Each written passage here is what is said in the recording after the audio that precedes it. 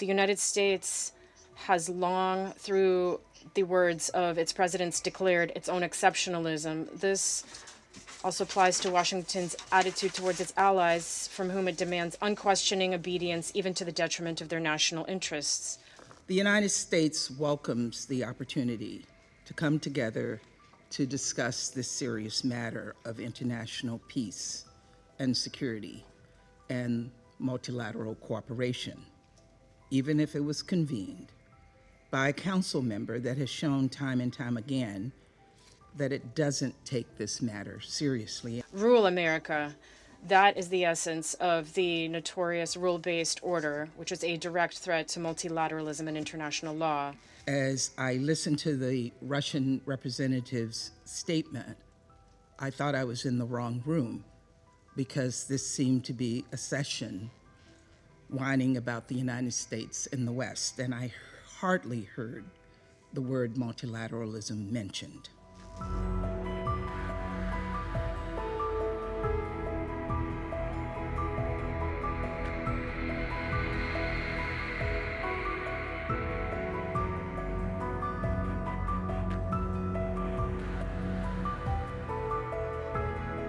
Today, the very foundations of the international legal order, strategic stability, and the UN-centric system of global politics are being put to the test. It will be impossible to resolve the conflicts that are multiplying without getting to their root causes and restoring faith in our ability to join forces for the common good and justice for all. Let us be frank.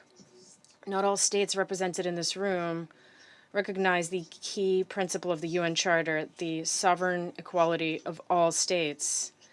The United States has long, through the words of its presidents, declared its own exceptionalism. This also applies to Washington's attitude towards its allies, from whom it demands unquestioning obedience, even to the detriment of their national interests. Rule America. That is the essence of the notorious rule-based order, which is a direct threat to multilateralism and international law. The most important components of international law, the UN Charter and the decisions of our Council, are interpreted by the collective West in a perverse and selective manner, depending on what instructions are handed down from the White House. And many Security Council resolutions are outright ignored. These include Resolution 2202, which endorsed the Minsk agreements on Ukraine, and Resolution 1031, which endorsed the Dayton Agreement on peace in Bosnia and Herzegovina on the basis of the principle of equal rights for the three constituent peoples and two entities. The sabotage of resolutions on the Middle East can be discussed endlessly. It suffices to mention Anthony Blinken's statement in an interview with CNN in February 2021 in response to a question about what he thinks about the decision of the previous U.S. administration to recognize the Syrian Golan Heights as belonging to Israel. And I will refresh your memory for those of you who may have forgotten. In response to that question, the Secretary of State said, leaving aside the question of legality, from a practical standpoint, the Golan Heights are very important to Israel's security, end of quote. And this, in spite of the fact that UN Security Council Resolution 497, which remains in force and which we are all very familiar with, qualifies Israel's annexation of the Golan Heights as illegal. However, according to those very rules, we should, to quote Anthony Blinken, leave aside the question of legality. And of course, everyone remembers the statement of U.S. Permanent Representative regarding the fact that Resolution 2728 of March 25th, demanding an immediate ceasefire in the Gaza Strip, is not legally binding. In other words, these American rules are more important than Article 25 of the UN Charter. In the last century, George Orwell, in his story Animal Farm, already presaged the essence of this rule-based order. I quote, all animals are equal, but some are more equal than others, end of quote. If you fulfill and obey the will of the hegemon, you're permitted to do anything you wish, but if you dare defend your national interests, you will be declared a pariah and sanctioned. Washington's hegemonic policy has not changed for decades. Every Euro-Atlantic security arrangement, without exception, has been based on ensuring U.S. dominance This has included the subjugation of Europe and the containment of Russia.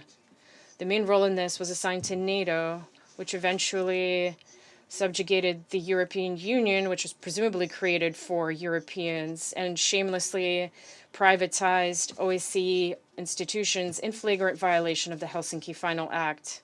The reckless expansion of NATO, despite repeated warnings from Moscow over many years, also provoked the Ukrainian crisis, starting with the coup d'etat organized by Washington in February 2014 in order to establish full control over Ukraine with a view to preparing an offensive against Russia with the help of the neo-Nazi regime brought to power.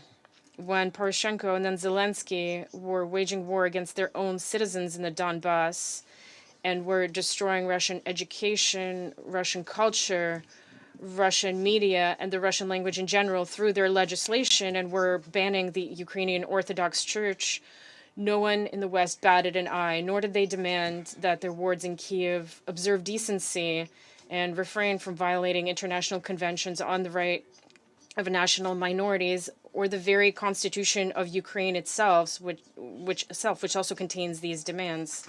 It was precisely to eliminate threats to Russia's security and to protect those people who consider themselves part of Russian culture and who live on lands that had been settled by their ancestors for centuries in order to save them from legislative and even physical extermination that the special military operation was launched. It is telling that even now, when multiple initiatives on a Ukrainian settlement are being put forward, few people remember Kiev's violation of human rights and the rights of national minorities. None of these initiatives include these aspects. Only recently did EU documents on the beginning of negotiations regarding Ukraine's accession formulate a demand to this end, mainly due to Hungary's principled position. However, Brussels' actual capacity and desire to influence the Kiev regime is questionable. We call on all those who are genuinely interested in overcoming the crisis in Ukraine to ensure that their proposals take into account the key issue of the right of national minorities, all minorities without exception. Silence on this issue devalues peace initiatives, and the racist policy of Mr. Zelensky receives de facto approval. It is typical that 10 years ago in 2014, Zelensky said, if the people in the east of Ukraine and Crimea want to speak Russian, let them be, leave them alone, let them speak Russian legally. Language will never divide our homelands. End of quote.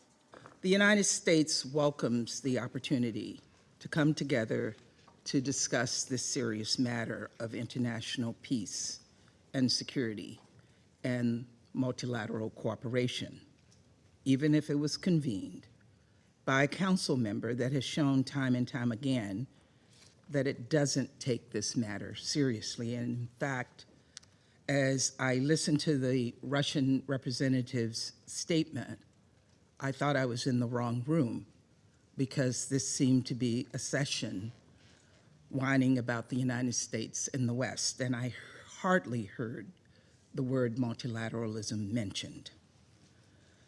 Colleagues, as you all know, member states are invited to donate artwork to the United Nations, and these official gifts are meant to epitomize the ideals of the United Nations, the values outlined in its charter.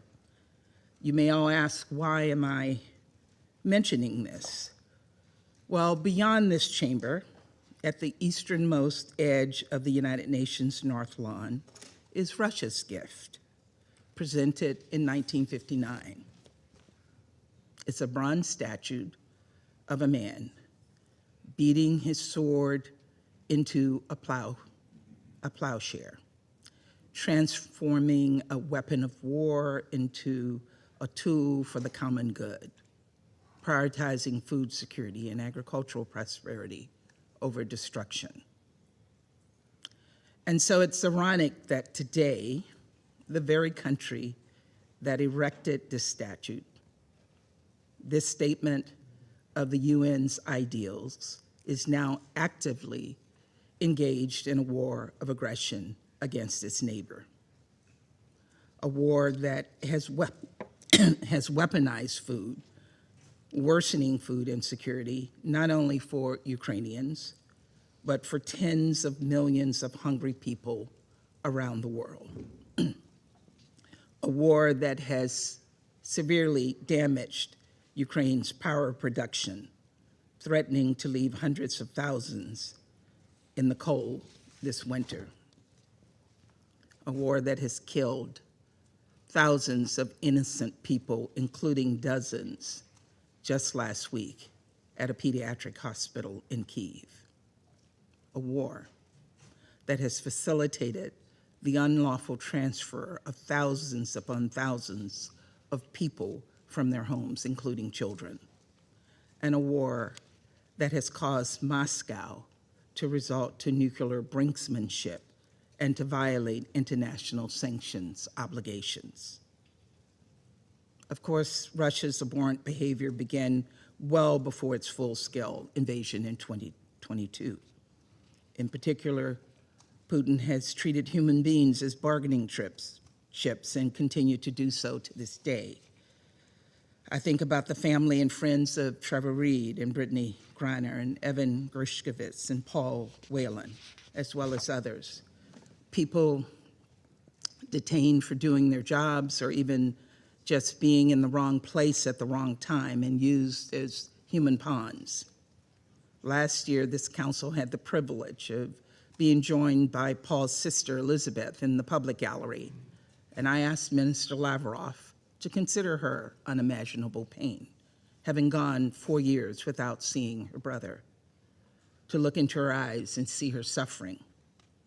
Today, over 2,000 days since he last saw his family, Paul remains locked up in a Russian penal colony.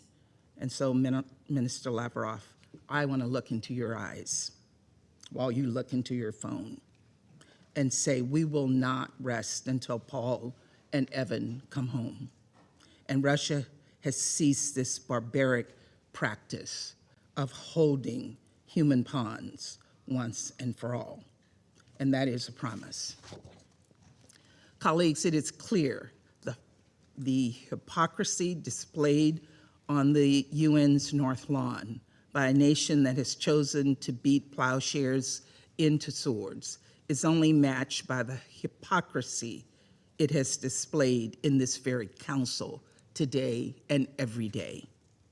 Today, we gather under the guise of embracing and improving multilateralism, of recommitting to international law, and yet as we speak, Russia continues to erode confidence in our institutions while willfully and flagrantly violating the core tenets of the United Nations Charter: territorial integrity, respect for human rights, international cooperation.